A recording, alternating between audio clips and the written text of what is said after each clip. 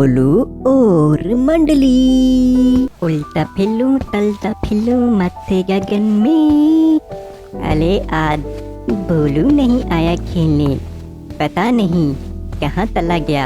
आज वो उसके घर जाकर देखता हूँ आखिर वो है कहाँ पर। भोलू, अरे ओ भोलू, भोलू, अरे ओ भोलू, भोलू, अरे ओ भोलू। अरे मन्नू, क्या हुआ? क्यों चिल्ला रहे हो इतना? भोलू, तुम आई नहीं खेलने, क्या हुआ? सब सही तो है? अरे हाँ मन्नू, सब सही है। मैं गायों को घास दे रहा था। चलो चलते हैं खेलने। भोलू और मन्नू गांव की तरफ जाते हैं। वह देखते हैं मनिया चाचा पेड़ के नीचे बैठे हैं और रो रहे हैं। भोलू मन्नू मनिया चाचा के पास जाते हैं। अरे चाचा, क्या हुआ? आप रो क्यों रहे हो? अरे भोलू, कल रात को मैंने अपनी बकरियां बाड़े में रखी थी। जब सुबह हुई तो उसमें से एक बकरी गायब थी। ऐसे कैसे हो सकता है? गांव में कोई चोर तो नहीं आया जो बकरी को तुला के ले जा रहा है? तभी वहां पर शंकु आ जाता है। अरे ओ बोलू, मन्नू यहाँ तुम्हारे बस की बात नहीं है। चोरों को पकड़ना ये तो मुझ जैसा ताकतवर लड़का ही कर सकता है। हाँ, देख रहा कितना ताकतवर है मोटू गहीं का। क्या बोला तुमने? दोबारा बोलो। लगता है तुम्हारी कुछ सेवा करनी पड़ेगी। चुप हो जाओ तुम दोनों। हमें मनिया चाचा की बकरियों को ढूंढना है। चाचा, गांव में रात को हम पहरा देते हैं, देखते हैं आखिर वो है कौन। इस प्रकार रात होते ही भोलू मन्नू और शंकु रात को छुपकर पहरा देते हैं। आधी रात हो जाती है, कोई भी हलचल नहीं होती है। भोलू, मुझे लगता है यहाँ कोई नहीं आएगा, हमें चलना चाहिए। हा डरपोक, जाओ, मैं अकेला ही निपट लूंगा चोरों से।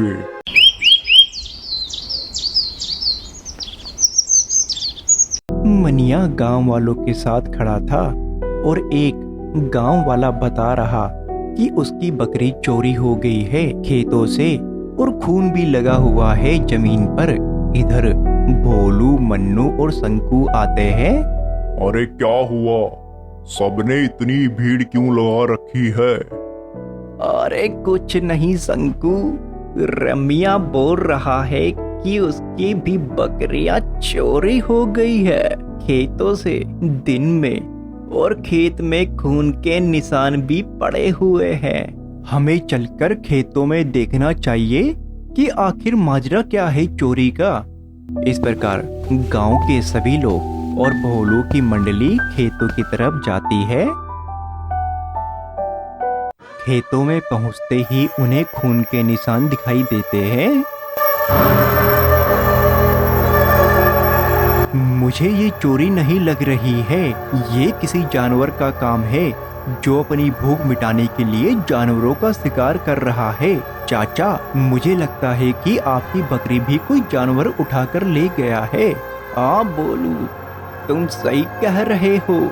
हमें इसे पकड़ना चाहिए, इससे पहले ये गांव में आतंक फैलाए। भोलू एक योजना बनाता है और गांव वालों को बताता है। गांव वाले भी सब सहमत हो जाते हैं, पर शंकु नहीं मानता। अरे ये कैसी योजना है? यह योजना कामयाब नहीं होगी। और वह बोलकर वहां से चला जाता है। रात को भोलू ने एक बकरी बांध दी और उसकी चारों तरफ खड्डा खोदकर उसको घास से ढक दिया। शंकु ने यह देख लिया था। शंकु ने गड्ढे के ऊपर पट्टे लगा दिए जिससे जानवर खड्डे में ना गिरे और भोलू की योजना असफल हो जाए। फिर गांव वालों को कुछ आवाज सुनाई देती है।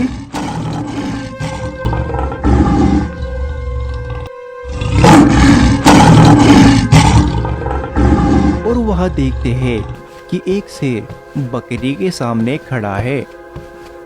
वह आराम आराम से आता है बकरी के पास। अरे भोलू, वह खड्डे में तो गिरा ही नहीं। अगर वो खड्डे में नहीं गिरा तो वह बकरिया को खा जाएगा। जैसे ही वह बकरी को ले जाने के लिए आगे बढ़ता है, गांव के लोग डंडे लेकर शेर को भगा देते हैं। भोलू खड्डे को देखता है। घास हटाकर उसके ऊपर फट्टा रखा हुआ था।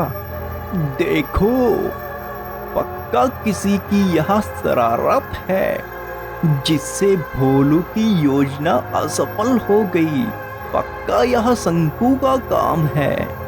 अरे नहीं, इससे पहले यह मुझे पकड़ ले, यहाँ से भागने में ही मेरी भलाई है। वो देखो थंकू, आज मैं इसे छोड़ूंगा नहीं। लुकता थंकू तू। शंकु वहां से भाग जाता है। चाचा, हमें कल सुबह बैठकर इसके बारे में विचार विमर्श करना पड़ेगा। हाय, बच गया आज तो। अगर इनके हत्थे चढ़ जाता तो ये मेरा मार मार कर बुरा हाल कर देते। अगली बार सोच समझ के जाना पड़ेगा, नहीं तो गांव के लोग मेरा भुर्ता बना देंगे मार मार के।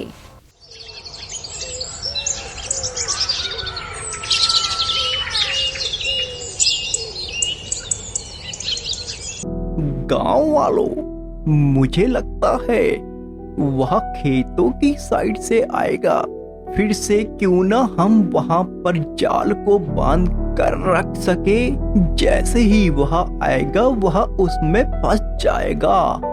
हाँ ताता, आप सही कह रहे हो, पर थंकू को समझा दो। इस बार इसने कोई गड़बड़ की तो यह मेरे हाथों जरूर पिटेगा। क्या कह रहे हो? जरा फिर से बोलकर दिखाओ। अरे चुप हो जाओ तुम दोनों। चाचा, आप सही कह रहे हो। इधर शेर जंगल में घूम रहा था। गांव वाले तो बड़े चालाक हो गए हैं। अब कैसे मैं गांव की तरफ जाऊं? हाय रे भूख, बड़ी जोर की भूख लग रही है। क्यों ना मैं खेतों की जगह दूसरे रास्ते से जाकर गांव में शिकार करूं? शेर गांव के दूसरे रास्ते से जाता है और वह क्या देखता है, दूर एक बकरी घास खा रही है। जैसे ही वह भागता हुआ बकरी के पास जाता है, मनिया शेर को देख लेता है और वह जोर जोर से चिल्लाता है, हाय शेर आ गया, हाय शेर आ गया, अरे गांव वालों शेर आ गया, बाहर निकलो। गांव के लोग मनिया का हल्ला सुनकर आते हैं। इधर शेर भी डर जाता है और वह अपनी जान बचाकर गुफा की तरफ भाग जाता है। आज तो गांव वालों का शोर सुनकर वह यहाँ से भाग गया। हमें इसका समाधान निकालना पड़ेगा, नहीं तो यह गांव की सारी बकरियां खा जाएगा। चलो भोलू के घर। तभी गांव के सभी लोग भोलू के पास जाते हैं। भोलू, अरे ओ भोलू, भोलू, अरे ओ भोलू, भोलू, अरे ओ भोलू। अरे ये तो मनिया चाचा की आवाज है।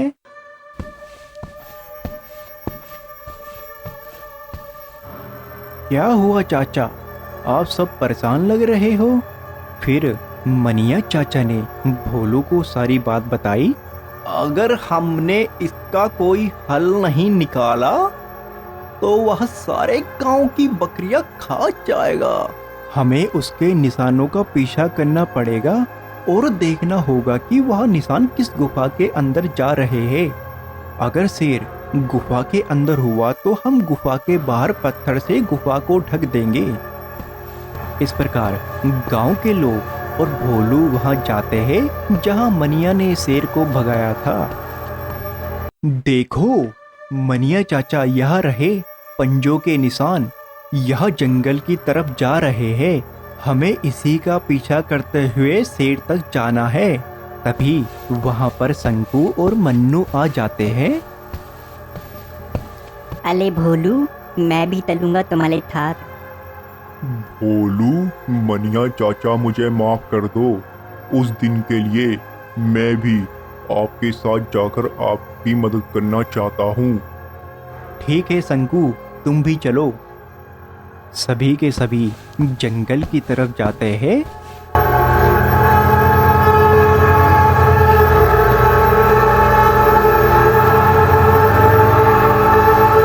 उन्हें गुफा दिखाई देती है और गुफा के बाहर शेर के पंजों के निशान दिखाई देते हैं। अले भोलू, वो देखो थेल के निशान। हमें इस गुफा का दरवाजा बंद करना होगा, जिससे वह बाहर न आ सके। तभी गांव के सभी लोग पत्थर को धक्का मारते हैं, वह हिलता नहीं है।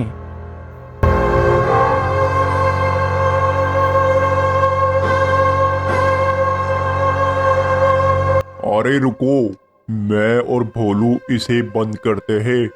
तुम लोग हट जाओ यहाँ से। तभी भोलू और शंकु धक्का लगाते हैं और वह पत्थर से गुफा को ढक देते हैं। शेर यह सुन लेता है और वह जोर जोर से दहाड़ता है। गांव वाले सभी खुश हो जाते हैं और वापस आ जाते हैं।